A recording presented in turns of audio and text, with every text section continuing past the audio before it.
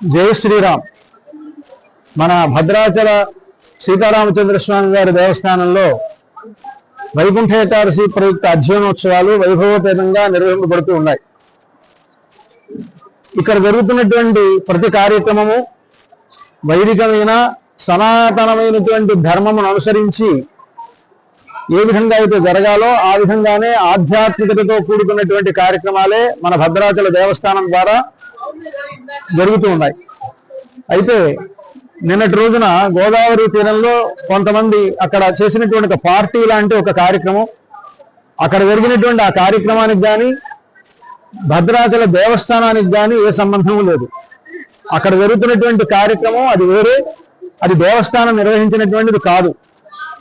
కానీ నిన్నటి రోజున జరిగినటువంటి ఆ కార్యక్రమ విషయమై ఈరోజు ఉదయం సివిఆర్ అనేటువంటి ఛానల్ ద్వారా దేవస్థానానికి సంబంధం కలిగి ఉన్నటువంటి కార్యక్రమంగా అక్కడ జరిగినటువంటి ఆ పార్టీ కార్యక్రమాన్ని అభివర్ణిస్తూ తెలియజేయడం జరిగింది.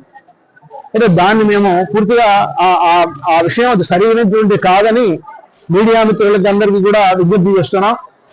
ముఖ్యంగా అటు ఎలక్ట్రానిక్ మీడియా వారికి కానీ అలాగే పేపర్ మీడియా వారికి కానీ మేము విజ్ఞప్తి చేస్తున్నది ఏమిటంటే, భద్రాచల సీతారామచంద్ర స్వామి వారి దేవస్థానం అత్యంత ప్రసిద్ధమైనటువంటి చాలా ఉన్నతమైనటువంటి విలువలు కలిగినటువంటి పద్ధతిలోనే ఈ కార్యక్రమాలను కూడా నిర్వహించడం జరుగుతున్నది కనుక దాన్ని దృష్టిలో పెట్టుకొని ఈ దేవస్థానంపై అనవసరమైనటువంటి దుష్ప్రచారాలు చేయవద్దని దయచేసి తెలుసుకొని సాధ్యమైనంత వరకు ఎవరెవరు అక్కడ ఊళ్ళో జరిగినటువంటి ప్రతి కార్యక్రమము దేవస్థానంలో జరిగినట్లు కాదు, దేవస్థానం వారికి సంబంధం ఉన్నట్లుగా కాదు అని తెలియపరుస్తూ